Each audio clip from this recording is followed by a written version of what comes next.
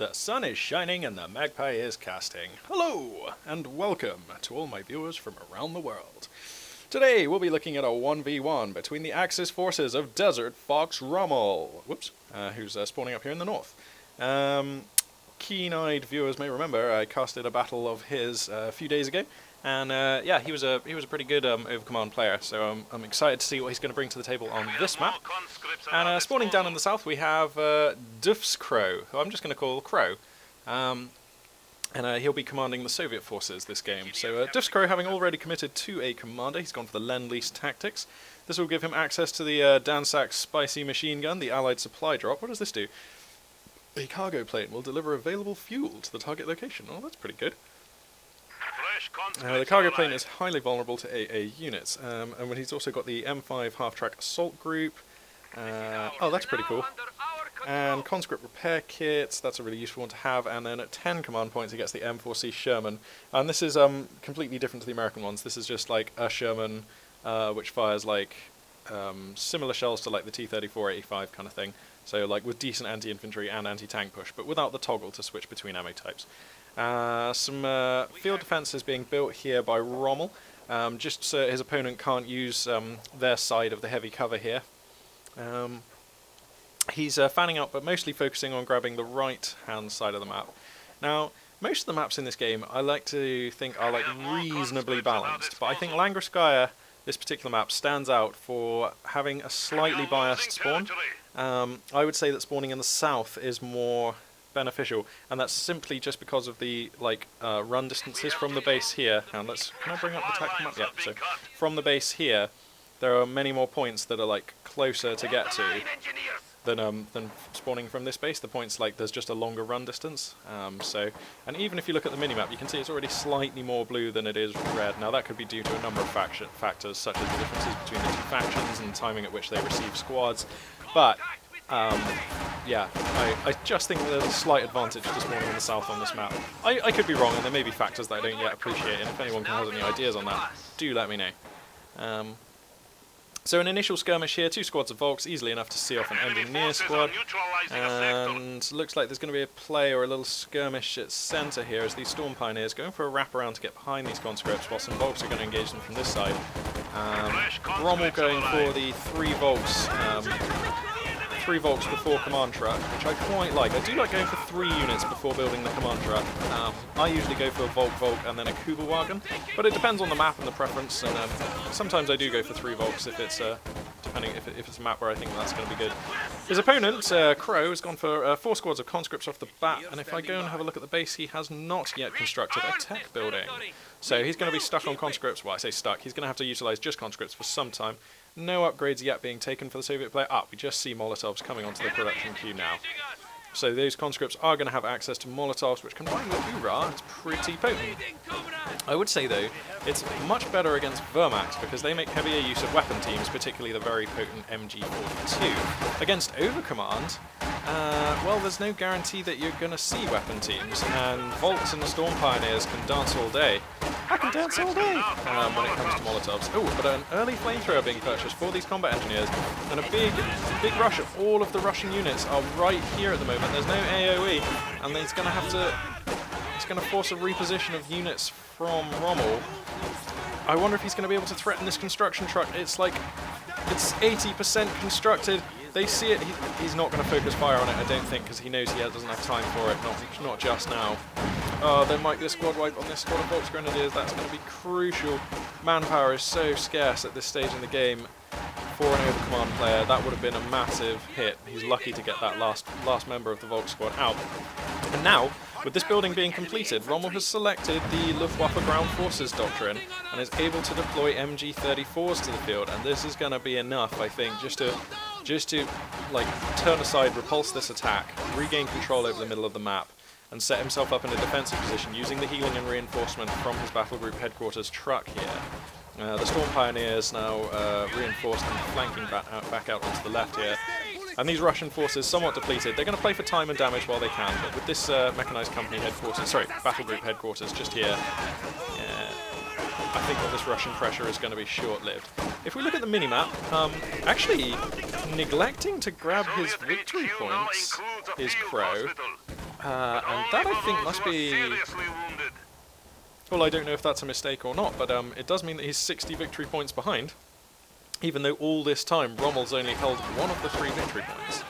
So that is, I would say that that's costly, and I would have thought, even if he wanted to make this assault with 5 squads at that timing, it would have been worth delaying for like the extra 30 seconds or so, just to grab at least this victory point, because that could have been in his pocket doing work for him. And now the gap now up to nearly 70, and we're only 5 minutes into the game. The MG34 taking a position in the middle of the map. He's just going to push that forwards a little bit. Is he going to put it at the end of this fence here? One of my favourite positions for an MG on this map is either here or here. The enemy is taking what we have secured. No, he's going all the way... Oh, I see. I think he's going to try and get it into this building, maybe? That's very aggressive. I do like it, though. No? Okay, well, clearly I'm not at a high enough level to understand the machinations of Rommel here. Where is this squad going? Okay, he's going to deploy on this flank. That seems to me to be way too far back. He could get it in this building and be a real annoyance, I think. So, taking a look again at the force rosters, the 4 squads of conscripts still standing for CRO. Joining them now are a few more engineer squads and some flamethrower upgrades, which is pretty potent against the forces that Rommel is bringing to the table right now. This is the second MG34, coming to replace the positioning of the first one, covering, mostly pointing towards the south. So that does leave this little hedge opening here. That is a viable run-through spot for Russian units at this point. Storm Pioneers being, not ambushed, but kind of flanked and repulsed, I would have thought, by these 2 conscript squads, and a massive Soviet offensive going down in the south side of the map.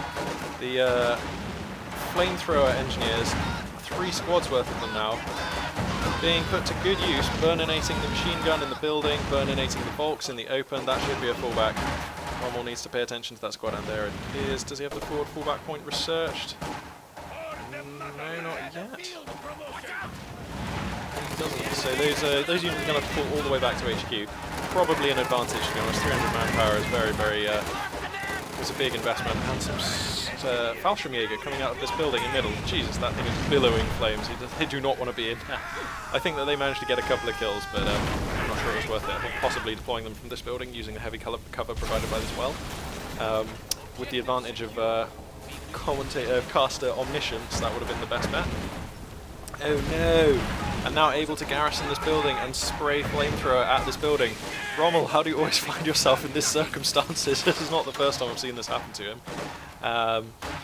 Not his fault, of course, but if this building was, say, just here, I don't think it could be flamed. Oh dear. Oh dear, this is horrible. The 2 flamers able to focus the Volks. This is just damage being done.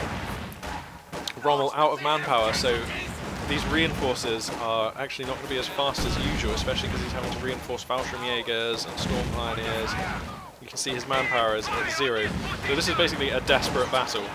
Meanwhile, this MG34 squad is now being burned out by a Molotov, so they need to get out, and they are. Are they going to be able to sneakily reposition? No, he's going to go straight for a fallback, and you've got to say wisely enough. The Soviet player has still not captured this victory point. I don't think he knows. I think he thinks he's grabbed that, because he's bleeding victory points horrendously. That's very strange. So a Molotov coming out, the Fallschirmjägers see it and are on the move. Again, guessing that they're reinforcing. No, they're not. The manpower of Rommel still crucially low. And the spicy Dansack positioning in range of the medical building for Rommel. This is terrible news. It seems that CRO here are very well versed in taking on overcommand, and he knows that the key to defeating them is to pressure their trucks. And that's exactly what we're seeing. The engineers are still in this building, they're still pressuring with flamethrowers this battle group headquarters. The Dansack is just going to, it does so much damage. A fantastic unit. How much does it cost to call in? Like 300? Yeah. It's even going to suppress this MG34. Wow. And when we look at the map, we can see a lot of dominance for the Soviets, controlling all of the resource points, or about to control all of the resource points of note. Oh wow, and he's going to get the squad wipe on the Fallschirmjägers on the right flank. That would be very, very harsh.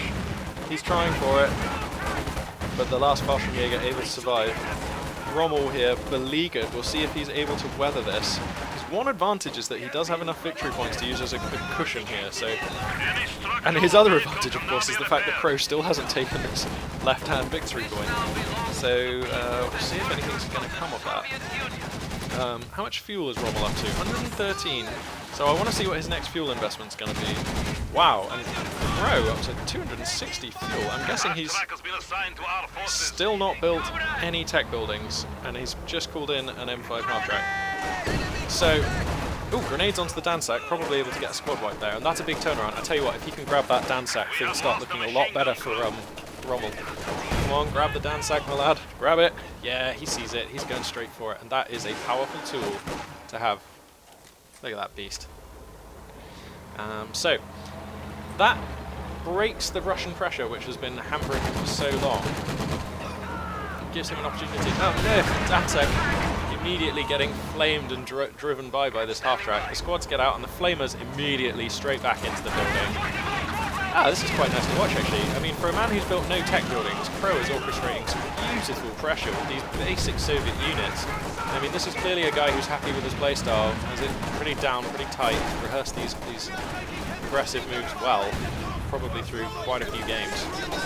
And you can really see that slickness in the way he plays. MD-34 deployed at the back, able to lay down some suppression, which is just what he needs to face off this wall of troops. I'd just like to see Rommel spread these troops a little more. The splash damage from the flamethrower or a good Molotov could really punish this positioning here.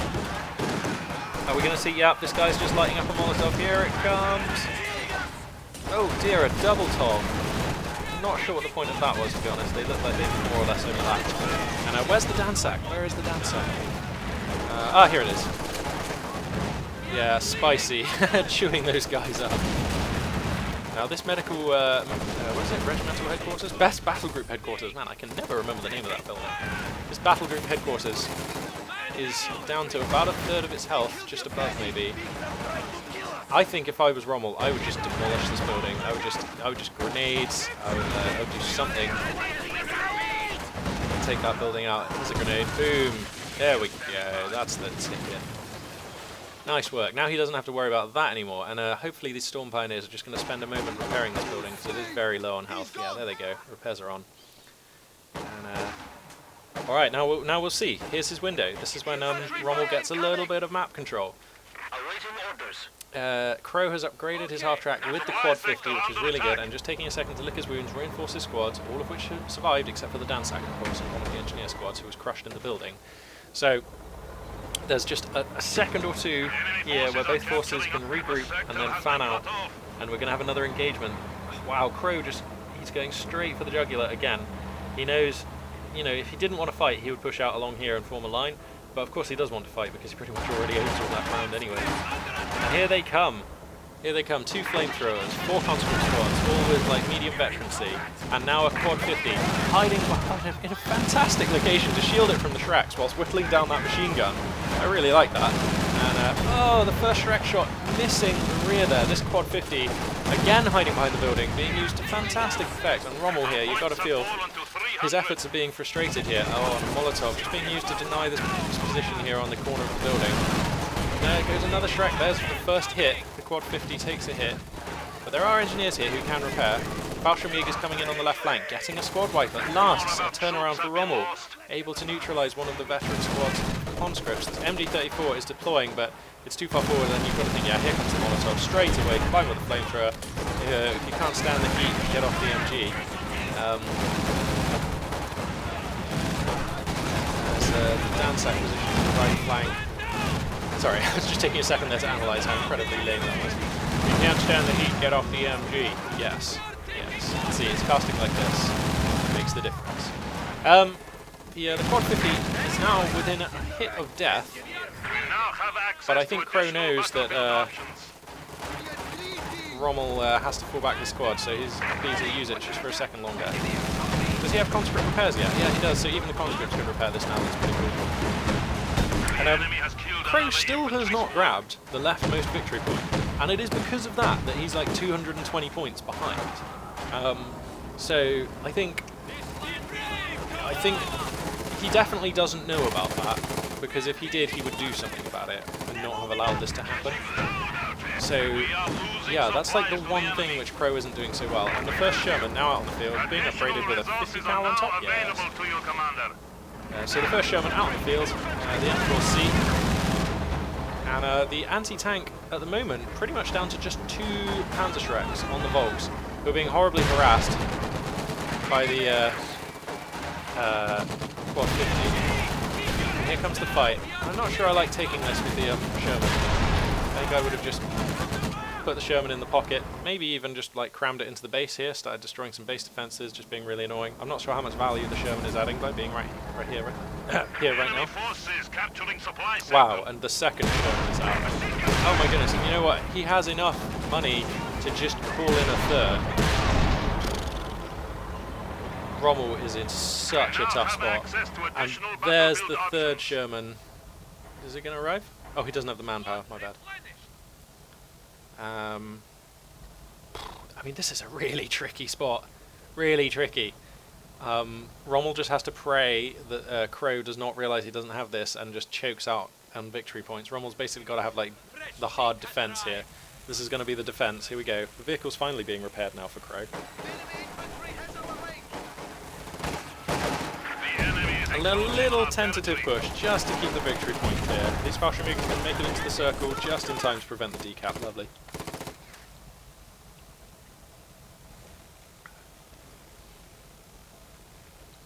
And we'll keep an eye on this manpower, because when it hits 380, I believe it is, yeah, we'll probably see that third Sherman. How much supply cap is a Sherman? 14. Okay. The Sherman's now going right. Ah, where the Schwerer Panzer HQ has been constructed. So they're going to want a piece of that. Wow. I think they might need to take it out as well, which is a real shame for Rommel, because I'm betting he wants to try and get a Panzer IV out here. He's now realising that this building in jeopardy, he needs a backup plan, so the rocket work are coming onto the production queue. The Quad 50 is going to really harass these, and this is all the anti-tank right now for Rommel, and it's getting run over. Both squads down to 1 or 2 men. But making it out, so crucially making it out, but I think he's probably going to forfeit the Schwerer Panzer HQ here, which is devastating. And he hasn't really gotten any benefit out of it either, so that's just 80 fuels, which sadly is going to be destroyed, and these Shermans are a terror. The third Sherman, 380 manpower, was reached. The third Sherman is now here, and if you just look at the top left, look at the top right, and ask yourself, wow, who is this battle going in favour of? The answer is clearly CRO, but if you look at the victory points, Rommel does have a nice fat margin, and he's constantly trying to just make sure that he holds this, and because CRO doesn't have this point, oh, he realises at last he must be kicking himself. Here come the conscripts to grab the all-important victory point, and with this, the pressure comes off CRO a little bit. Rommel, flat out, is going to have to just defend like a champ, and somehow try and hold this point to win. It's no longer going to be enough just to hold the right-hand victory point. Funny, isn't it? Because when you watch this, you watch CRO playing, okay? He was able to put on ridiculous pressure with no tech. He managed his squads well. He was able to use these tools of this commander, who he's clearly very familiar with, to the maximum advantage. And he's secured himself this fantastic mid-game where he's got like dozens, well, he's got 3 Shermans and some fantastic units, well matched up against his opponent, right? But so for a player of this caliber, he just literally, I wonder if he looked at the scores and was puzzled by the fact that they didn't look as good, but didn't put 2 and 2 together and actually check to see that he had his pocket victory point. Because that's just an unlikely mistake, and because they're the kind of mistakes that you basically never make, it's funny how players don't spot them so often. It's like when you've only got like 2 guys on gas in StarCraft, or like 1 guy on the gas, and you forget to add those dudes in. And high-level players never do that, so on the off times they do it, they never check it, and the mistake goes on and on and on. Just with the 1 guy mining Vespine gas. Anyway. So, looks like he's going to be able to secure the middle victory point. Yep, there it goes. Sticking to the plan is Rommel. Lead him out. Lead him out. Go for the victory points. Go for the command point win. I think these 2 MGs want to... This one wants to reinforce, and then they want to spread out and take up some better positions. I think the MG34 here would be really good with the Dansak, like maybe covering here, I don't know. Or maybe on this fence. Yeah, if the Dansek was here, that would have been tasty. Our supply sector. And there we go. See, he's pushing the MGs up now, but I can't help but feel this is a little late. Although you can't blame him for feeling a little bit paranoid, having like taken so much abuse this game. Yeah, the Russian assault has been really good. So these 3 Shermans not doing much until just now. Now they're going to start moving out. They're going to go to the right. Okay. You know what? Another thing that I don't see Rommel doing is using salvage. See, if this was me able to salvage this building. Salvage is like one of my favourite things about playing as over command. It just does get you a little bit more fuel. So if you just salvage this, yeah, it's only 5 fuel, but if you just salvage every opportunity, it does add up over games. A cheeky Russian squad here, the guard squad, having taken so much ground. Rommel playing it from such on the back foot. The Dansek is going to be spicy though. Moving up here, pinning these engineers. Here comes the offence, the Sherman army. Up to 4 Shermans now! Oh my goodness. This is going to be a sledgehammer. Every single one of these Shermans. Oh no, the new one doesn't quite have the upgrade. It's about to finish. Oh, and a Jagdpanzer. Oh dear, this Jagdpanzer's in a terrible position. He really wants to get the flat panzer, the flat track, which I completely understand, but he needs to back up because these Shermans are going to be in his rear armour. Oh no, and he needed to use this path here. That isn't dead. Jagdpanzer, so dead. Oh dear. Poor Rommel, man.